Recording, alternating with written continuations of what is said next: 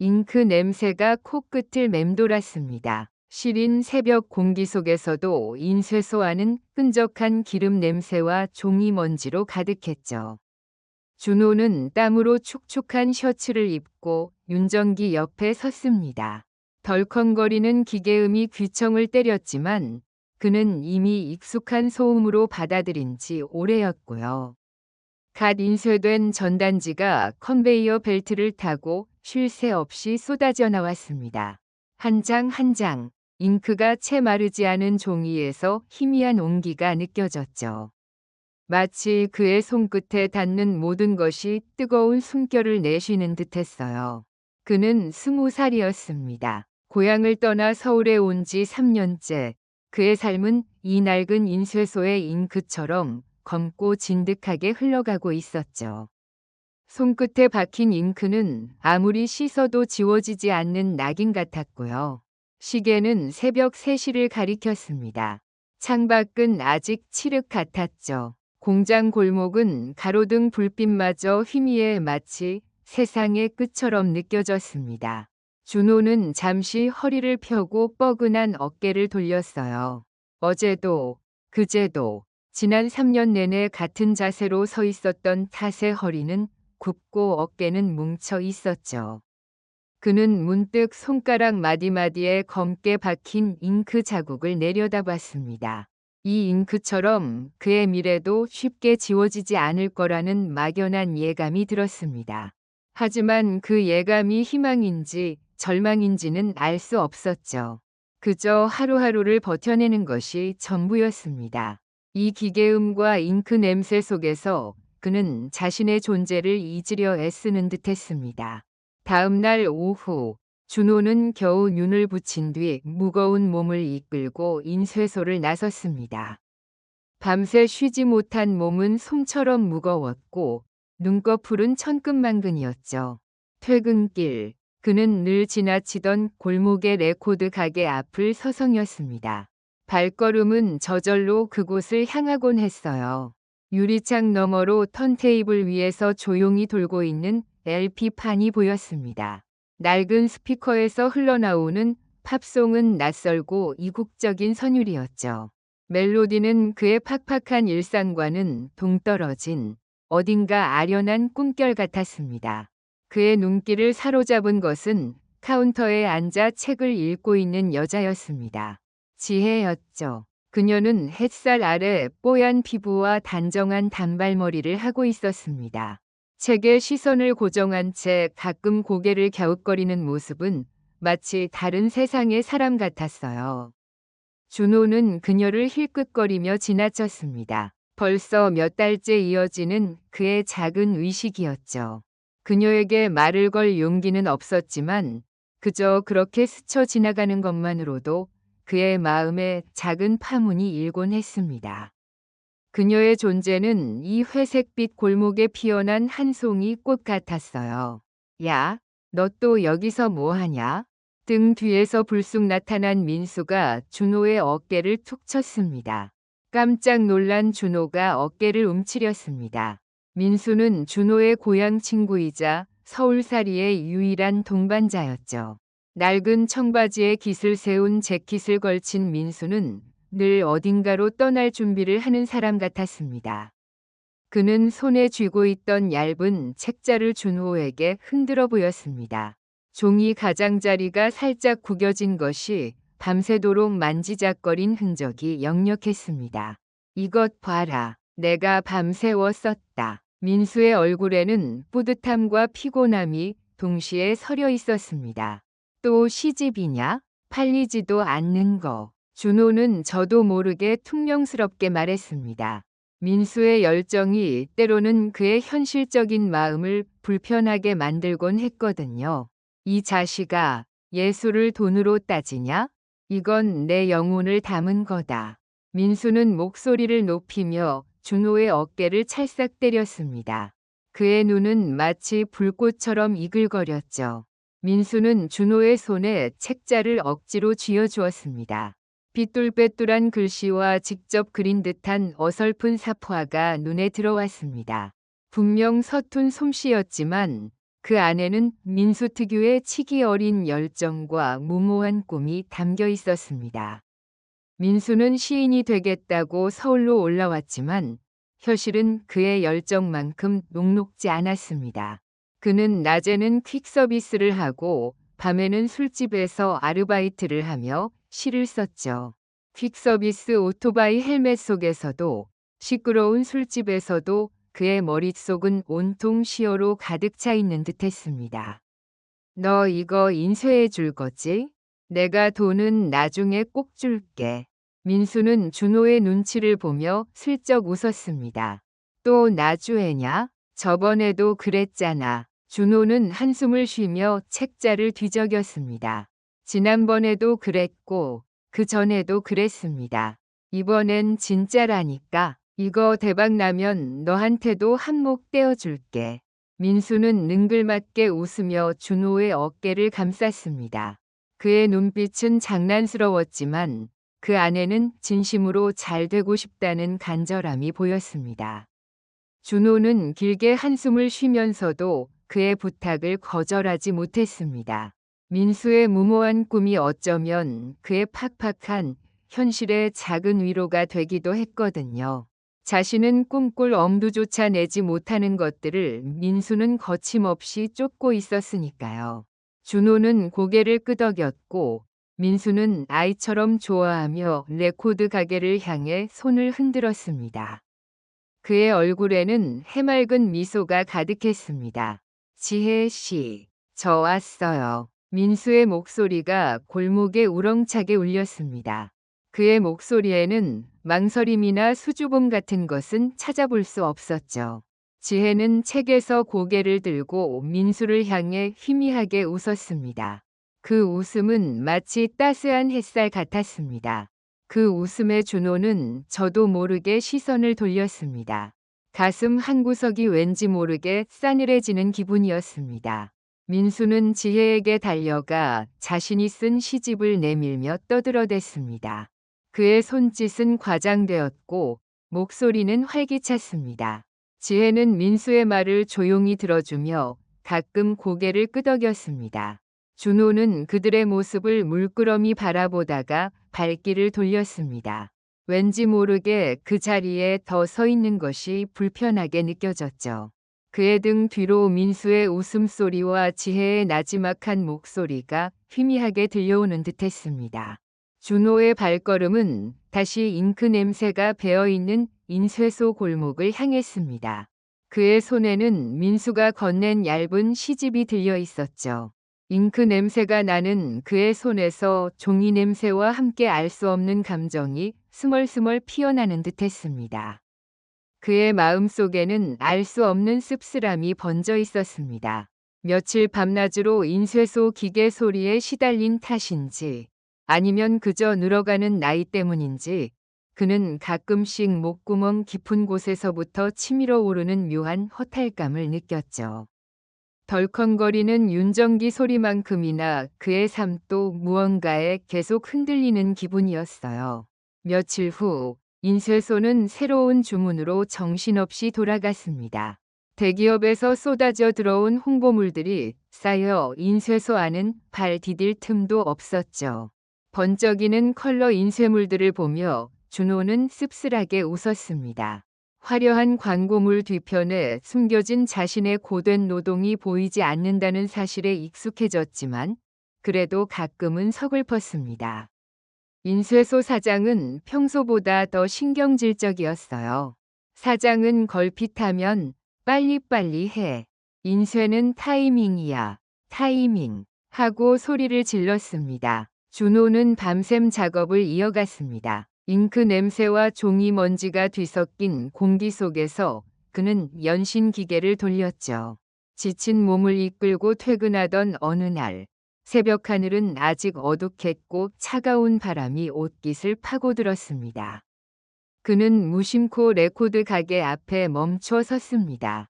낡은 간판 아래 지혜가 가게 문을 닫고 있었죠. 그녀는 가게 불을 끄려다 인기척에 고개를 들었습니다. 어둠 속에서 준호를 발견하고는 살짝 놀란 표정을 지었습니다. 저번에 민수 씨 친구분이시죠? 그녀의 목소리는 밤 공기처럼 차분했지만 준호의 귀에는 또렷하게 들렸습니다. 그는 순간 당황해서 어깨를 움츠렸어요. 네, 준호입니다. 준호는 애써 침착하게 대답하려 했지만 목소리가 평소보다 낮게 깔렸습니다. 저는 지혜예요. 자주 지나다니시는 것 같던데. 지혜는 어색하게 웃으며 손에 든 가방을 고쳐맸습니다. 그녀의 시선이 자신에게 머무는 것을 느끼자 준호는 저도 모르게 고개를 숙였습니다. 그의 손에는 아직 인쇄 잉크 얼룩이 선명하게 남아 있었거든요. 굳은 살 박힌 손가락 마디마디에 검은 흔적들이 박혀 있었죠. 그는 자신의 손이 너무나도 투박하고 지저분하게 느껴져 괜스레 주머니에 찔러 넣었습니다. 인쇄소에서 일하세요? 지혜의 질문에 준호는 다시 고개를 들었습니다. 그녀의 눈은 호기심으로 가득 차 있었습니다. 네, 작은 인쇄소예요. 힘드시겠어요. 늘 새벽에 불이 켜져 있더라고요. 그녀의 말에 준호는 저도 모르게 고개를 들었습니다. 자신을 알아보고 있었다는 사실에 가슴이 쿵 하고 떨어지는 것 같았습니다. 누군가 자신의 고단한 일상을 이렇게 주의 깊게 지켜보고 있었다는 게 믿기지 않았죠. 어두운 골목길에 두 사람만이 서 있었습니다. 멀리서 트럭 엔진 소리가 희미하게 들려왔습니다. 그 소리가 마치 둘 사이의 어색한 침묵을 채워주는 배경음악처럼 느껴졌어요. 저, 민수 씨 시집 잘 보고 있어요. 재미있던데요. 지혜는 살짝 미소를 지으며 말했습니다. 준호는 얼떨떨하게 대답했습니다. 아, 네. 민수의 시집을 그녀가 읽었다는 사실에, 그리고 그것이 재미있었다는 말에 묘한 기분이 들었습니다. 뿌듯함과 동시에 왜인지 모를 서운함 같은 것이 마음 한구석에 자리했죠. 그녀는 준호에게 작은 미소를 지어 보이며 걸음을 옮겼습니다. 조심해서 들어가세요. 네, 지혜 씨도요. 그녀의 뒷모습이 골목 모퉁이로 사라질 때까지 준호는 그 자리에 멍하니 서 있었습니다. 밤 공기가 더 이상 차갑게 느껴지지 않았습니다. 오히려 훈훈한 온기가 그의 몸을 감싸는 듯했죠. 그의 마음 속에는 작은 불꽃이 피어오르고 있었습니다. 어쩌면 이 팍팍한 서울살이에도 따뜻한 빛이 있을지도 모른다는 희망 같은 것이었습니다. 메마른 땅에 떨어진 한 방울의 단비처럼 그의 마음에 잔잔한 파동이 일기 시작했습니다. 그날 이후 준호는 퇴근길에 레코드 가게 앞을 더 자주 서성였습니다. 혹시라도 지혜를 다시 만날 수 있을까 하는 기대감 때문이었죠. 가게 불이 꺼져 있으면 괜히 아쉬웠고 문이 열려 있으면 발걸음이 떨어지지 않았습니다. 지혜와 몇 마디라도 더 나누고 싶었지만 쉽지 않았습니다. 그는 쑥스러움을 많이 타는 성격이었거든요. 그녀의 눈을 똑바로 쳐다보는 것도 한편으로는 민수가 자랑스러웠습니다. 또 한편으로는 그의 위험한 행동이 언젠가 큰 파장을 불러올 것 같아 불안했죠. 그런 예감은 불길하게도 틀리지 않았습니다. 어느 날 밤, 준호가 인쇄소에서 막 퇴근하려던 참이었어요. 낡은 작업복을 벗어걸고 손에 묻은 잉크를 닦아내던 그때였죠. 갑자기 검은색 승용차 몇 대가 인쇄소 앞에 멈춰 섰습니다. 헤드라이트 불빛이 좁은 골목을 환하게 비췄고 차 문이 일제히 열리는 소리가 밤의 정적을 갈랐습니다. 건장한 남자들이 차에서 내려 인쇄소로 들이닥쳤어요.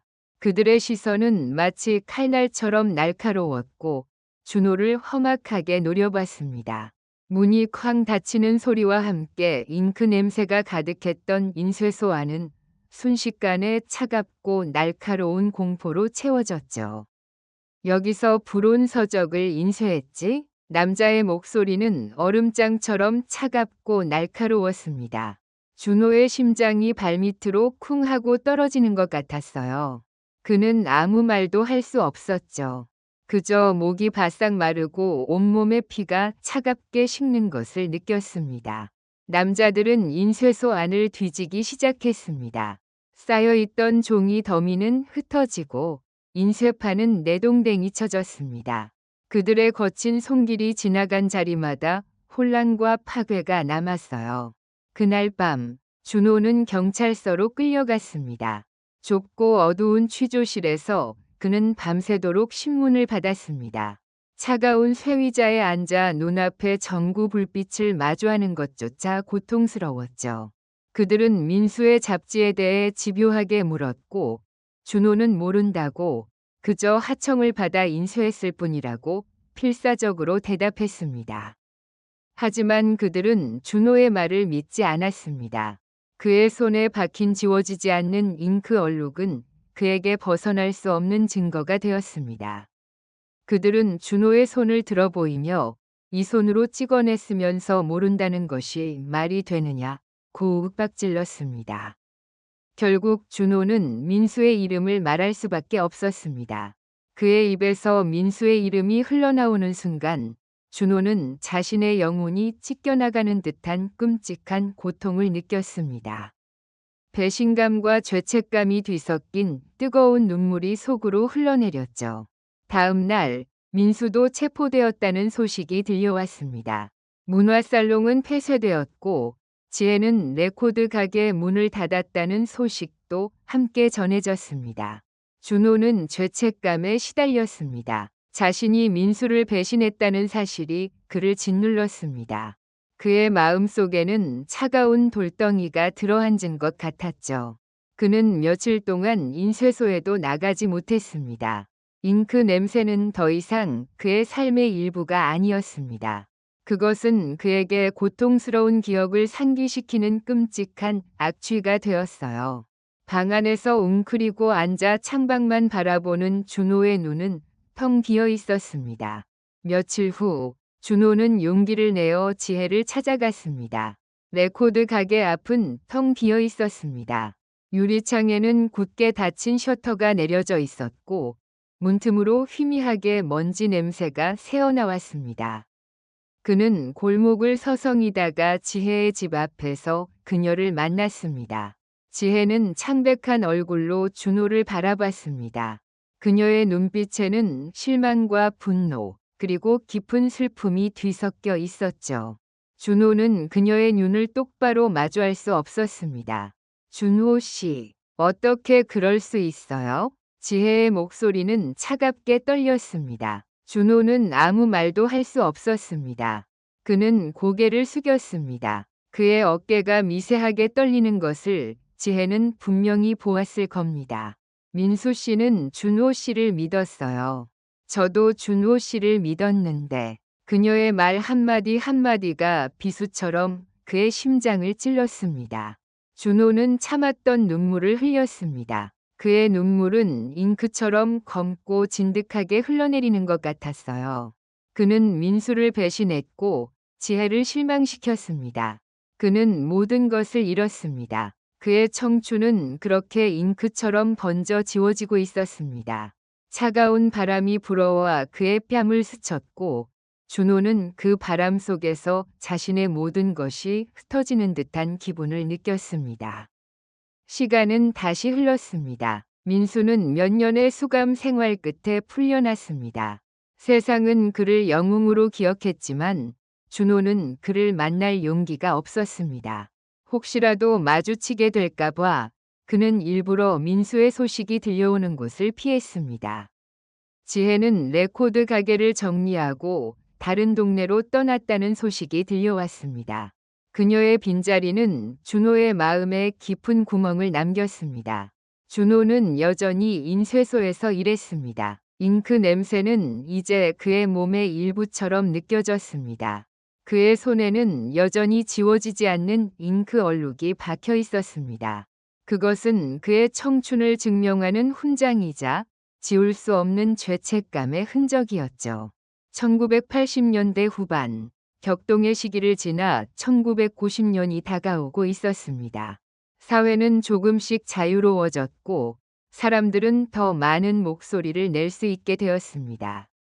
인쇄소에도 변화의 바람이 불어왔습니다. 새로운 인쇄 기술이 도입되었고 낡은 윤정기는 점점 설 자리를 잃어갔습니다. 준호는 새로운 기계를 배우기 위해 노력했지만 그의 마음속에는 여전히 낡은 윤정기 소리가 맴돌았습니다. 어느 날 준호는 우연히 길거리에서 민수를 만났습니다. 횡단보도 앞에서 신호를 기다리다 옆을 돌아본 순간 그의 눈에 들어온 익숙한 얼굴이었습니다. 민수는 예전보다 훨씬 수척해져 있었습니다.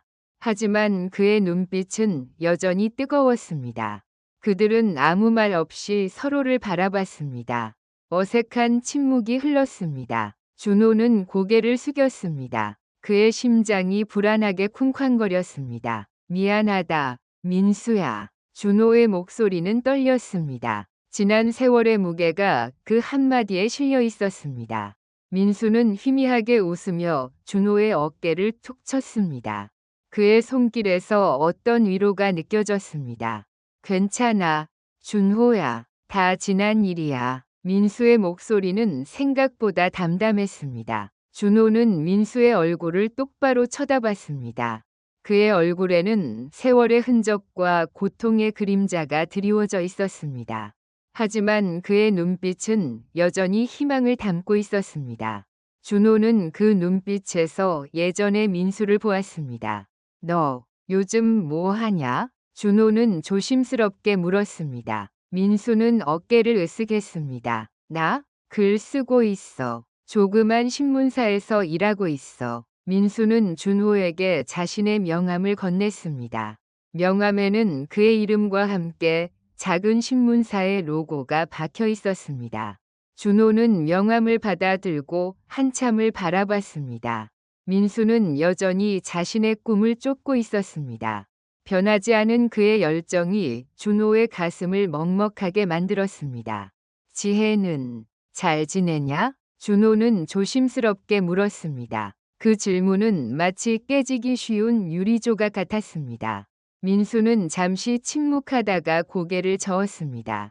모르겠어. 소식 끊긴 지 오래됐어. 민수의 말에 준호의 마음이 다시 한번 시큰거렸습니다.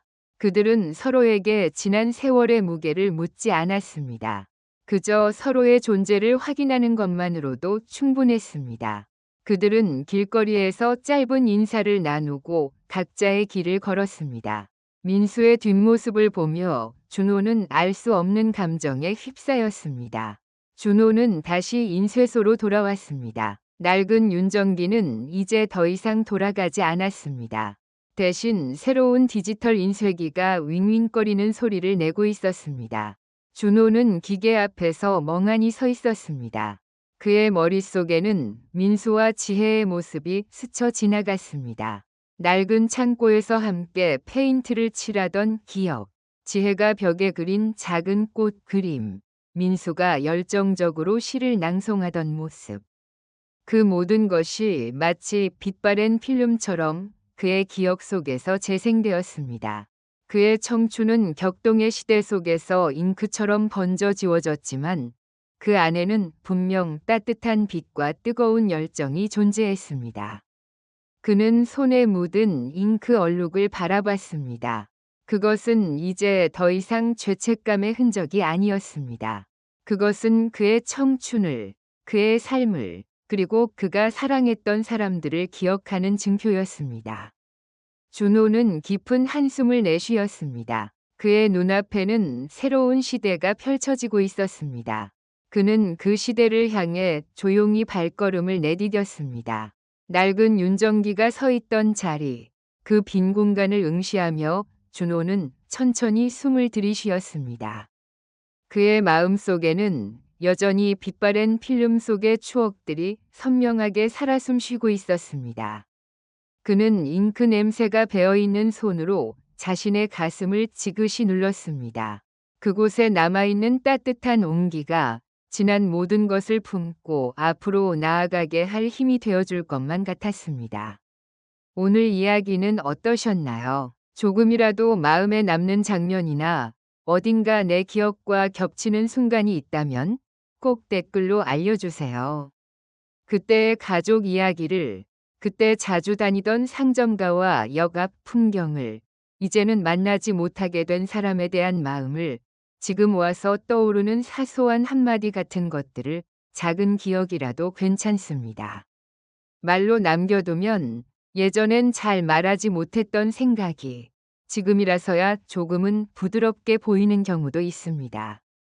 같은 시대를 살아온 사람들의 기억도, 앞으로 그 시대를 알게 될 분들의 감상도, 두 이야기는 이곳에서 모두 소중한 이야기입니다.